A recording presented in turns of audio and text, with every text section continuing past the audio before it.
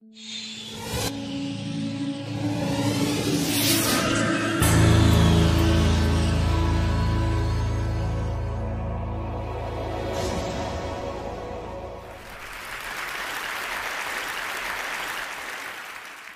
most massive tsunami, perfect storm is bearing down upon us.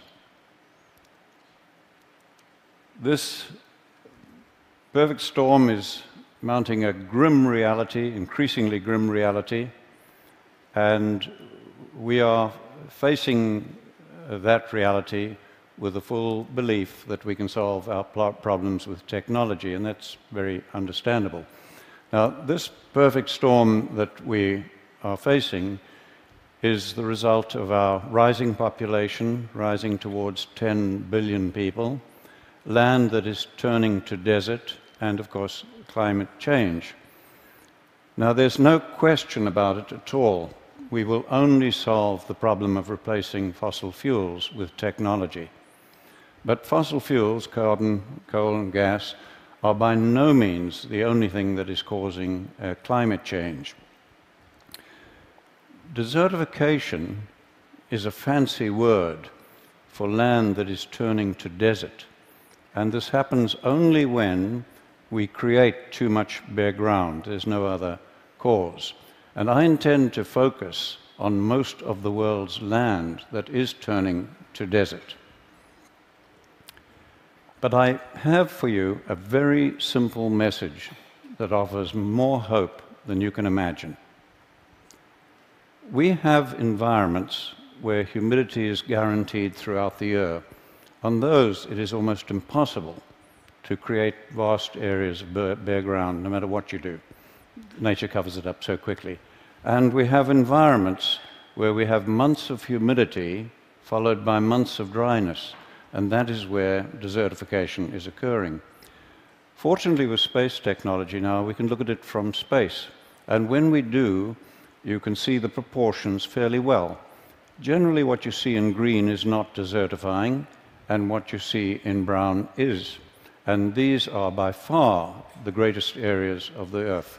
About 2/3, I would guess, of the world is desertifying. I took this picture in the Tihama Desert while 25 millimeters, that's an inch of rain, was falling. Think of it in terms of drums of water, each containing 200 liters. Over 1,000 drums of water fell on every hectare of that land that day.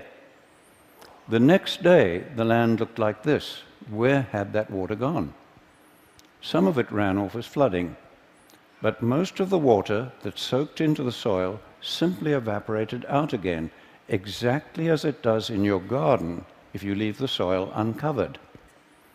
Now, because the fate of water and carbon are tied to soil organic matter, when we damage soils, you give off carbon. Carbon goes back to the atmosphere. Now, you are told over and over, repeatedly, that desertification is only occurring in arid and semi-arid areas of the world, and that tall grasslands like this one, in high rainfall, are of no consequence. But if you do not look at grasslands, but look down into them, you find that most of the soil in that grassland that you've just seen is bare and covered with a crust of algae, leading to increased runoff and evaporation. That is the cancer of desertification that we do not recognize till its terminal form. Now, we know that desertification is caused by livestock, mostly cattle, sheep and goats, overgrazing the plants, leaving the soil bare and giving off methane. Almost everybody knows this, from Nobel laureates to golf caddies, or was taught it, as I was. Now, the environments like you see here, dusty environments in Africa, where I grew up, and I loved wildlife, and so I grew up hating livestock because of the damage they were doing. And then my university education as an ecologist reinforced my beliefs. Well, I have news for you. We were once just as certain that the world was flat. We were wrong then, and we are wrong again. And I want to invite you now to come along on my journey of re-education and discovery. When I was a young man, a young biologist in Africa, I was involved in setting aside marvelous areas as future national parks.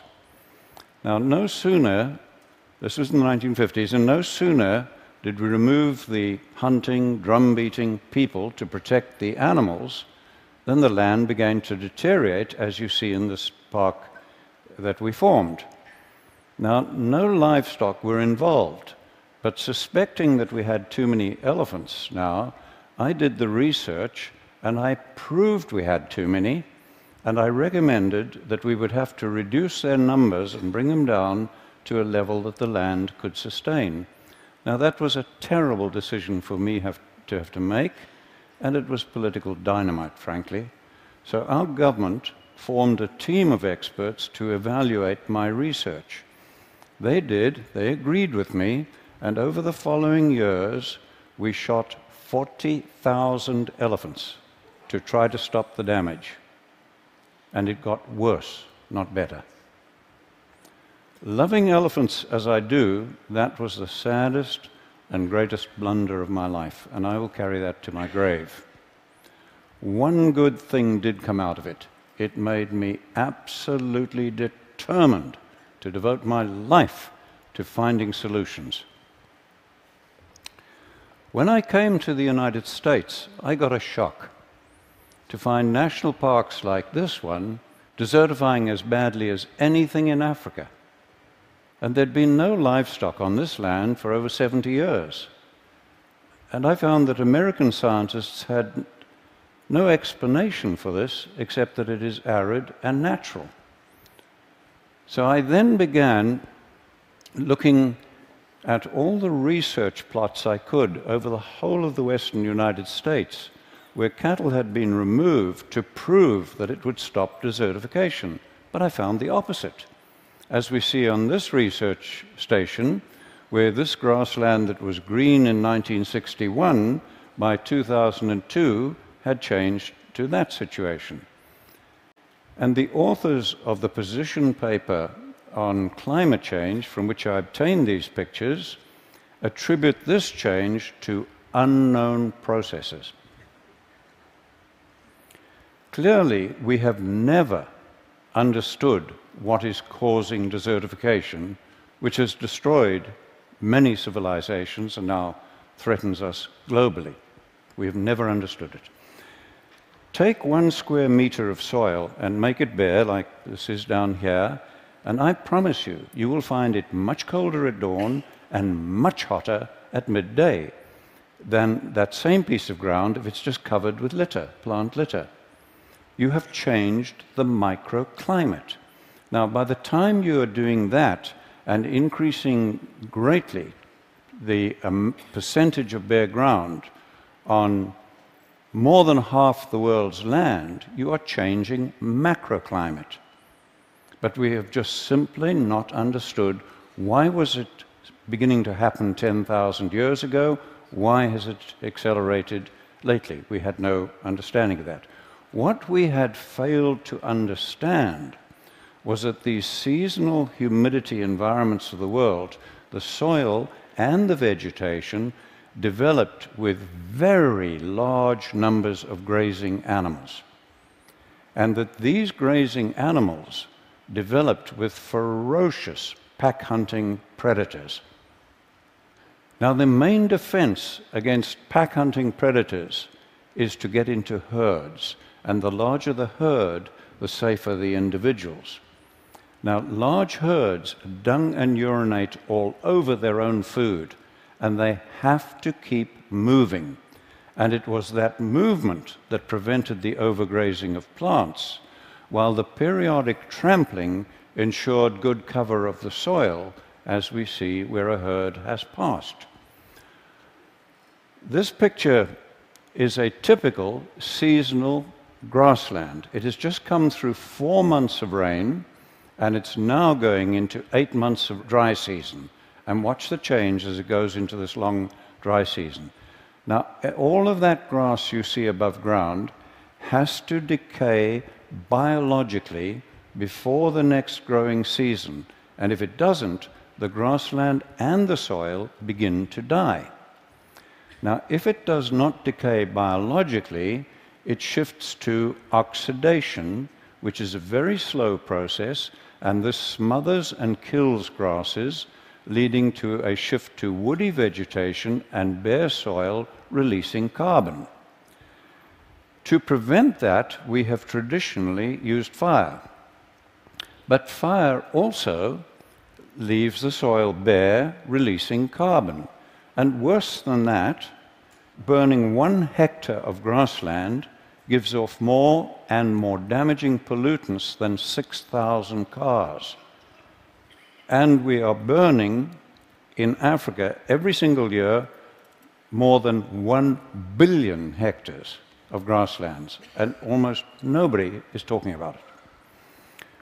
We justify the burning as scientists because it does remove the dead material and it allows the plants to grow.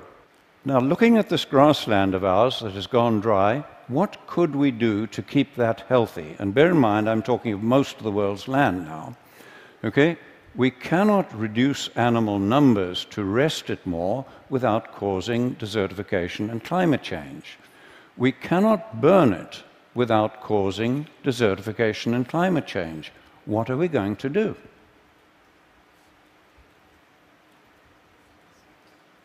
There is only one option.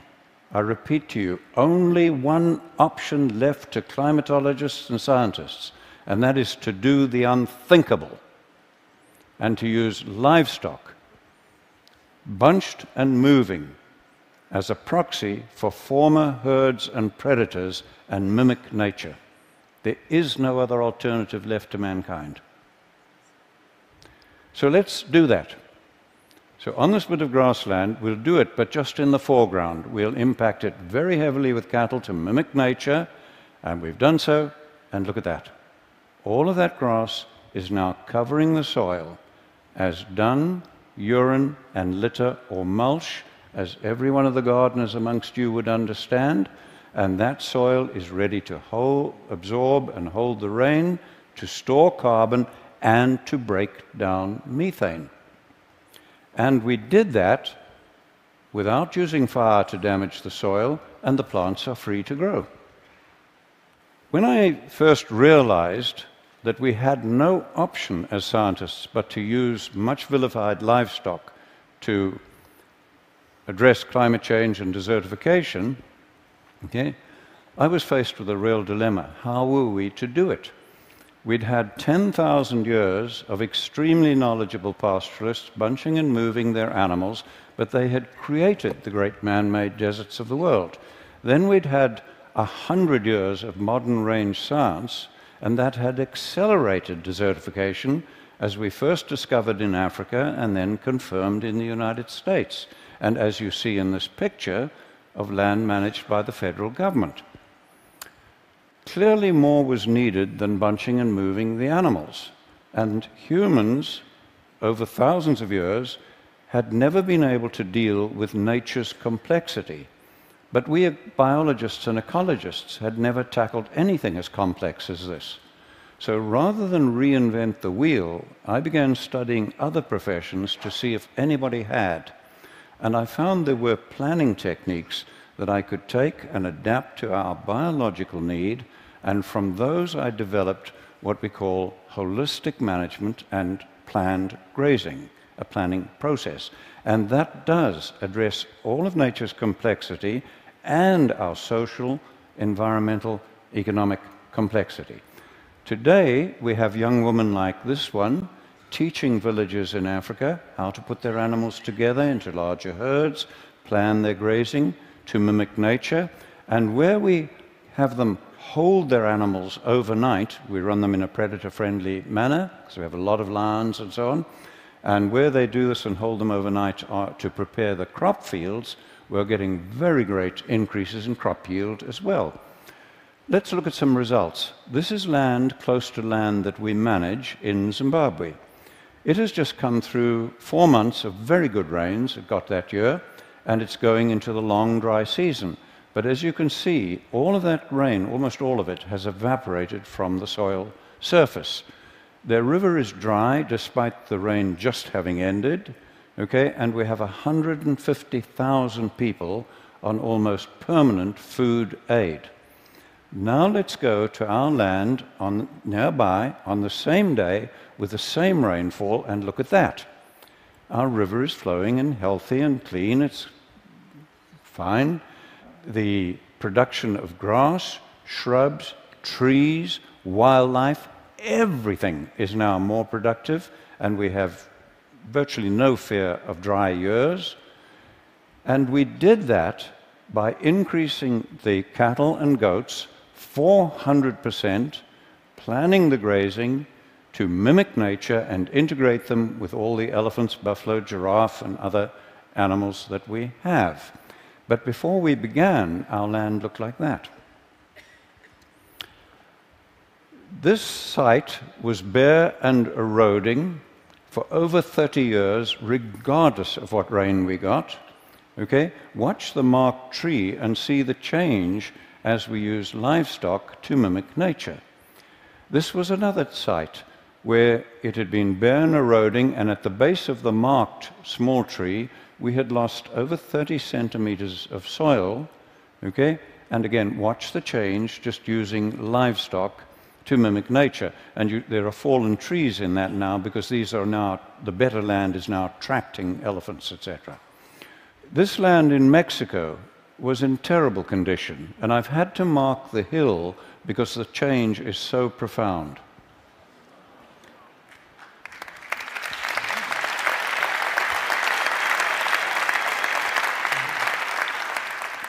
I began helping a family in the Karoo Desert in the 1970s, turn the desert that you see on the right there back to grassland, and thankfully now their grandchildren are on the land with hope for the future.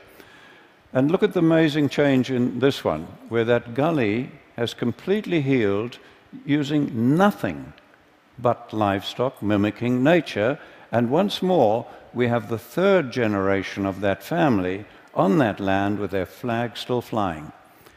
The vast grasslands of Patagonia are turning to desert, as you see here. The man in the middle is an Argentinian researcher, and he has documented the steady decline of that land over the years as they kept reducing the sheep numbers.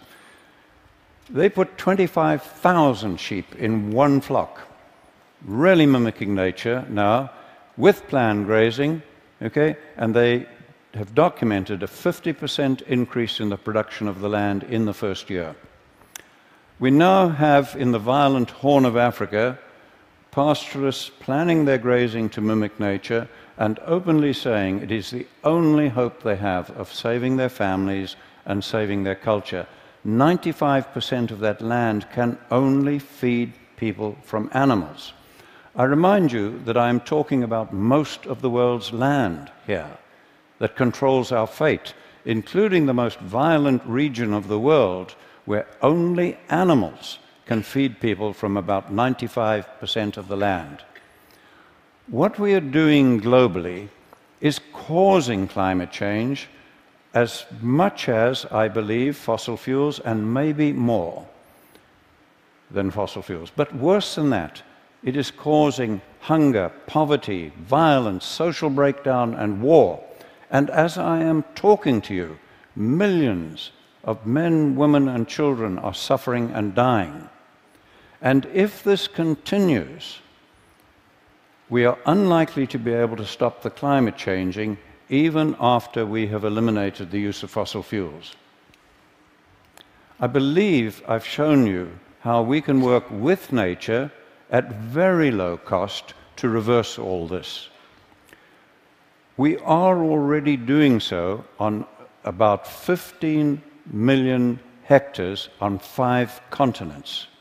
And people who understand far more about carbon than I do calculate that for illustrative purposes, if we do what I'm showing you here, we can take enough carbon out of the atmosphere and safely store it in the grassland soils for thousands of years.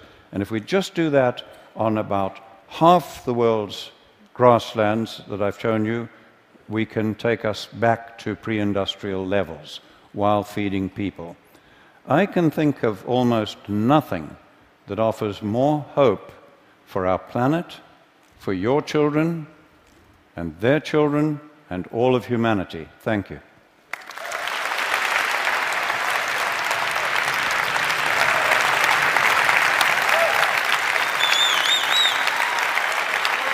Thank you. Well.